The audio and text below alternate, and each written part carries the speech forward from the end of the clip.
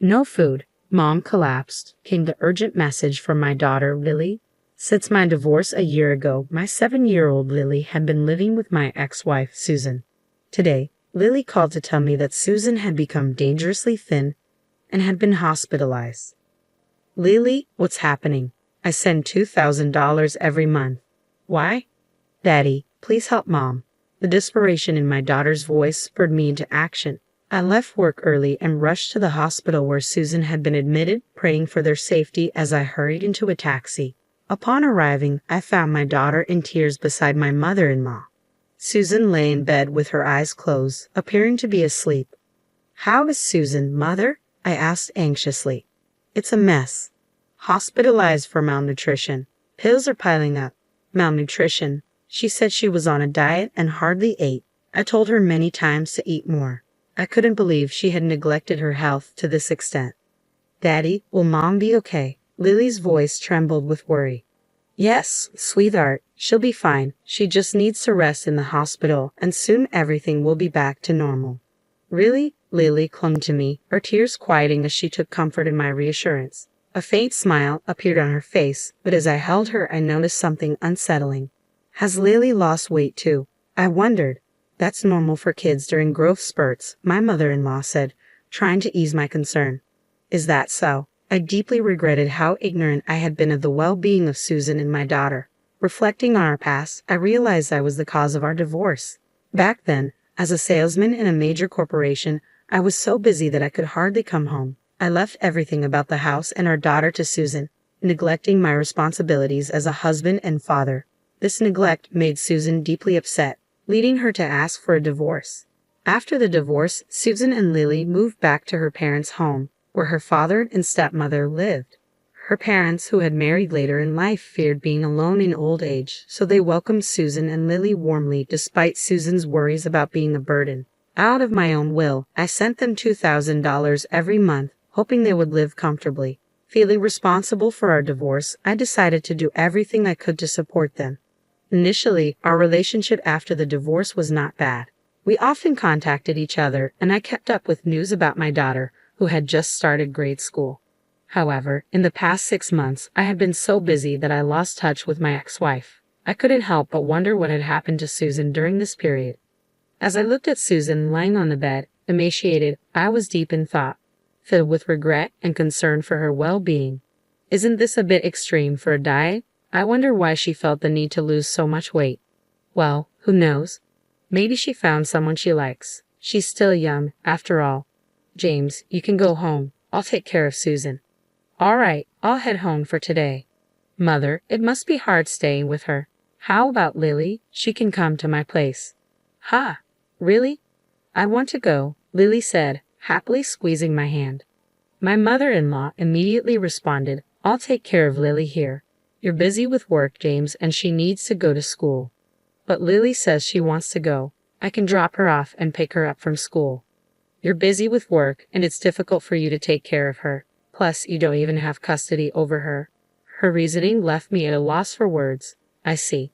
In that case, when she wakes up, could you ask Susan if she'll let me take care of Lily while she's hospitalized? Regardless of what you say, she's still my daughter. Apologizing to my disappointed daughter, I bowed to my mother-in-law and left the room. Looking back, I regretted not insisting on taking Lily home with me right then. Several days passed since Susan was hospitalized. One evening, after work, I returned home to an unexpected sight. My daughter was there. Lily, did you come here all by yourself? Daddy, she said, looking up at me anxiously. Lily was dressed in the same worn-out clothes she had on at the hospital. A faded t-shirt, scuffed shoes, and her hair, clearly self-tied, was in disarray. It was the same discomfort I felt back in the hospital room. At that moment, consumed by concern for Susan, I hadn't paid much attention. But now, the realization hit me like a wave of failure as a father. Inviting Lily into the house, I offered her a cup of hot milk. Doesn't your mom buy you new clothes or shoes? No, it's not like that. Lily shook her head, seeming to struggle with her words as she looked down. I've been working hard, sending money so you and Mom could live comfortably. Has it not been enough? Dad, that's not it. Lily's voice trembled, her eyes brimming with tears. I placed a comforting hand on her back, silently urging her to speak. After a moment, she seemed to gather herself, taking a deep breath. Grandma does mean things to me and Mom. She barely lets us eat. No way. Is that really true about Grandma? It's true. I manage because I get lunch at school, but Mom's always hungry. That's why she collapsed. And Grandma goes out every night, and when she comes back in the morning, she always badmouths me and Mom. Since we moved in with Grandma, Mom has been treated like a servant every day. Lily's words, punctuated by tears and frustration, hit me like a ton of bricks. Could Susan's malnutrition be caused by her own mother? How could this happen? If I had stayed in contact, maybe I could have prevented this. Feeling a mix of frustration and helplessness, I bit my lip only to feel a small, warm hand gently touch mine. Dad, don't cry. My heart clenched as Lily bravely smiled at me, holding back her own tears. With her encouragement, I resolved to help my ex-wife and daughter. About a week later, I received a call from the hospital about Susan's scheduled discharge. Normally, the in-laws would have been the first to be informed, but I had made arrangements with the hospital to prevent that. I had become suspicious of my mother-in-law, noticing how she always obstructed my visits with Susan and limited our communication. Her incessant calls, even when Lily was staying with me, coupled with Lily's troubling stories, convinced me that something was amiss. So, I decided to take Susan directly to my house on the day of her discharge without informing my mother-in-law. When Lily and I arrived at the hospital, there was Susan, thinner, yet with a much healthier complexion than when she was admitted. "Thank you for coming to get me. I'm sorry for the trouble." Hearing Susan's voice properly after so long quickened my heartbeat. I was immensely relieved she was alive. Just as I breathed a sigh of relief, Lily rushed to hug her mother. "Mom, I'm so glad you're okay now." "Lily, I'm sorry for worrying you." Their emotional reunion brought a lump to my throat, but I knew we couldn't linger for my mother-in-law to arrive. Hastily, I ushered them into the car and drove home. "It feels nostalgic," Susan said, relieved, as we arrived at the house we once shared. Waiting for the right moment when she seemed calm, I broached the subject. "Actually, Lily told me something." As I asked Susan about the truth of Lily's words, her eyes widened and she awkwardly averted her gaze. What Lily said was true. After our divorce and my return home, my mother began treating me like a maid. Even when I started earning from work, she took all the money. There were even times she wouldn't let me eat because she claimed I didn't earn enough. "Why didn't you talk to me about it?" "How could you say that?" "I couldn't ask for help because I was the one who initiated the divorce. We hadn't been in touch recently, so I assumed you found a new partner. I didn't want to interfere with that." "A new partner? No way. Besides, didn't I transfer $2,000 to you every month? How did you fall ill?" "If you're lying, I haven't received anything." "I'm sure the money was transferred just fine. It should be recorded in your bank book." "My mother took both my bank book and debit card. She told me that you stopped sending money a long time ago, that you found someone new, and had abandoned me." I was stunned. If only I had kept in touch more diligently, this wouldn't have happened, but it's too late to regret it now. "She also took my credit cards and used them without my permission." "But couldn't you have run away?" "If I did that, they would turn on my father, who was left at home. I can't leave my father alone." Susan choked up as she said this.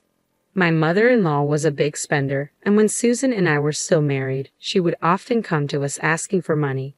Despite this, she was generally pleasant and kind, so I believed Susan and Lily would get along with her. However, the moment Susan moved back home after the divorce, my mother-in-law seemed to transform into a completely different person. She neglected her household duties, spending her days out and taking out her frustrations on Susan and Lily when she ran out of money. My father-in-law, a quiet man, couldn't stand up to my mother-in-law, so he turned a blind eye to her behavior. He offered no help, leaving Susan to endure it alone. But I let Lily suffer. I'm a terrible mother, aren't I? That's not true. The one at fault is entirely my mother-in-law. I see, thank you. With that, tears quietly streamed down her cheeks. A few days later, I waited for the day my mother-in-law would be out and headed to my in-law's house. When I arrived, my father-in-law, Apollo, greeted me with a deep bow. "I'm truly sorry. I've done a terrible thing to Susan and Lily." "Sir, I've heard about what my mother-in-law has been doing to Susan and Lily. I came here to help them." Upon hearing my straightforward statement, my father-in-law gradually began to speak. "I noticed what she's been doing, but I turned a blind eye. I grew afraid to speak up as I saw her change day by day. But I can't bear to see my daughter and granddaughter hurt any longer. His voice trembled with regret. Like me, he wished to protect them both. Sir, could you lend me a hand? I requested his assistance in monitoring my mother-in-law's activities, where she went, how she spent the $2,000 I transferred, and how Susan's credit card was used. Subsequently, I also initiated my own investigation into my mother-in-law's actions. Where have you been? The hospital bills were expensive. You really are one hell of a burden. I overheard my mother-in-law's harsh words to Susan during a visit to their home. On another occasion, I accompanied Susan to her parents' house. As soon as Susan entered, I could hear a loud voice berating her. Ignoring my surprise, my father-in-law turned to Susan and asked, "Are you all right?" Susan trembled in fear from the berating. Rubbing her back, I turned my gaze towards my mother-in-law, who froze for a moment before hastily greeting me. "Oh, welcome. What brings you here so unexpectedly?" "I just dropped off little Lily at school and thought I could come over to discuss some matters regarding Susan and Lily without having Lily present. Hope I'm not intruding." "Oh, a discussion about what, I wonder? As you can see, we're getting along quite nicely." Saying that, my mother-in-law tapped Susan's shoulder, to which Susan clearly showed her discomfort. Already seated on the living room sofa was my father-in-law. I pulled Susan close, sitting down nearby. "I've been transferring money to Susan's account to help out even a little bit after our divorce. Is it true you were using up all the money?" "What? What money? I know nothing about it. Susan's probably trying to cover up her frivolous spending by blaming me. I wonder where the $2,000 every month is going. What a terrible daughter." As expected, my mother-in-law feigned ignorance, attempting to shift the blame onto my ex-wife. She likely thought she could evade responsibility, but I exchanged a glance with my father-in-law, who quietly nodded. The moment for retribution had arrived. "That's odd. You mentioned that $2,000 every month, but you told Susan that I stopped sending money and had abandoned her and our daughter, right?" My mother-in-law started trembling as I uttered those words. "That's what I heard from Susan. I didn't have control of my bank books or cards. You took them all. I couldn't possibly know about it. Besides, you've been using my credit card too, haven't you?" "I've received the receipts." "What exactly have you been using Susan's credit card and the $2,000 you receive every month for, mother-in-law?" To her question, my mother-in-law shook her head, insisting she didn't know. Of course, we expected her to play dumb. In the midst of this, my father-in-law brought something out from the back of the room. "Stop lying anymore." "What do you mean? Do you suspect me as well?" To my enraged mother-in-law, my father-in-law pulled out a few photos. "So that's where you've been going every night. You seem to have a favorite host at the nightclub. It appears you've been having a grand time using James's money and Susan's credit card. How did you?" My father-in-law and I looked into everything. Although we only had to follow you around since you were so careless, we figured out everything without much deep investigation. What's wrong with using my daughter's money? I should be allowed that much. Furthermore, it seems that wasn't enough money for you. You've been tricking money out of widowed men like my father, almost akin to marriage fraud, haven't you? Shut up. It's the victim's fault for being fooled. As we presented the evidence, my mother-in-law brazenly shrugged it off. "I thought this man had money when I married him, but it turns out he didn't have much. Luckily, my daughter Susan has been a great contributor. Haha, men at the local senior centers are so easy. All it takes is a soft voice to have them smitten." Hearing this, my father-in-law's jaw dropped to the ground. Susan and I were at a loss for words. "We're calling the police." "No, anything but that." At the mention of the police, my mother-in-law turned pale, but I went ahead and called them. "Why would you call the police? This isn't looking good for me." "So you're aware that what you've done is wrong." "Just don't call the cops. I apologize for everything. Forgive me." "Judging from your attitude, it seems like you've done this before. Don't worry, we'll have the police conduct a thorough investigation." My mother-in-law, pale-faced and shaking, was taken away by the police officers who arrived shortly after. Apparently, my mother-in-law was arrested on charges of marriage fraud, and it seems like several people were demanding repayment for their money. Naturally, my father-in-law divorced her.